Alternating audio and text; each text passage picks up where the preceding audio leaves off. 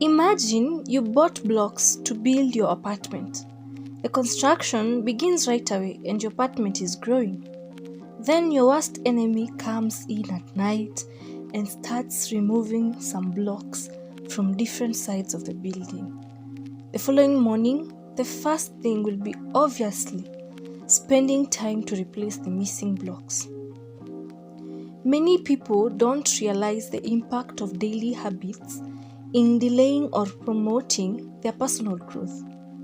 Imagine daily habits as the building blocks of our lives. Good habits stack up, constructing a brighter future brick by brick. Bad habits, on the other hand, chip away at our potential one destructive act at a time. It's the choices we repeat daily that determine whether we rise or fall. If a plane leaving from Los Angeles to New York is shifted by just a few degrees at the start, it will end up in a completely different destination, like Washington, D.C.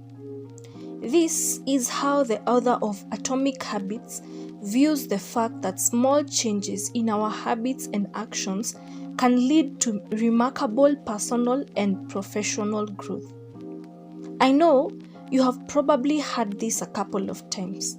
Start small instead of trying to make huge changes all at once. Start with tiny habits. These are easy to do and build upon. Let's say you want to start reading books, but reading is something you really struggle with. You decide to start by reading 5 minutes daily. Then on the 5 minutes, you add 2 minutes compounding daily. If you maintain the consistency, by day 15, you will have managed to read for 35 minutes. The eighth wonder of the world is being applied here, and that is compound interest. It works. Much like how money compounds with interest, where your initial investment earns interest and then that interest earns another interest, habits also follow a similar pattern. When you start with a small manageable habit and consistently build upon it, the effects accumulate over time. The initial habit forms the foundation.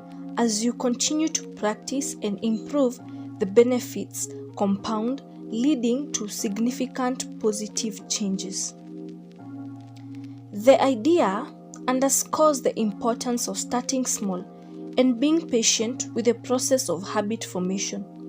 While the results may not be immediately noticeable, over time, the compound effect can lead to remarkable personal growth and transformation. Tiny habits encounter less resistance because they don't disrupt your existing routine drastically. This makes it easier to incorporate them in your daily life. For example, you want to become a better singer. A 5-minute practice of your voice daily is better than just wishing and hoping to get better. According to the author, results are less about setting ambitious goals and more about establishing effective processes or systems. He argues that many people focus primarily on setting goals without paying enough attention to the daily habits and routines that lead to those goals.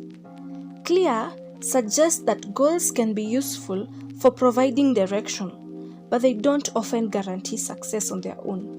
The real driver of success is the consistent and deliberate effort put into processes and habits that support those goals. By focusing on building and maintaining the right habits, individuals can create a system that naturally leads to achievement of their desired outcomes.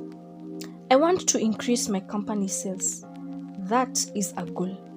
Hiring salespeople to market the product and introducing digital marketing while consulting more from experts is a strategy.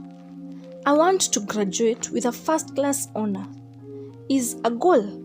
Attending lectures, doing assignments, and taking time to do some personal revision is a system. Let's have an illustration of two people who want to become writers, Jay and Jill. Jill decides to have an application on his phone where he can write down some notes. He writes after taking his lunch before going back to the office for only 10 minutes every day at work. Jay, on the other hand, decides to write when he is on leave at home. He promises himself that he will maximize his leave day and write 20 pages of his book. In this case, who do you think is likely to write faster and an interesting book? It's Jill. For him, it's a daily habit. He's likely to become more creative since he writes for a few minutes as he gets better daily, and is probably enjoying as it is a small task that is compounded daily. Jay, on the other hand, might end up losing interest and even fail to enjoy his day off from work, since this writing will seem like another work while he was supposed to have fun on his off day.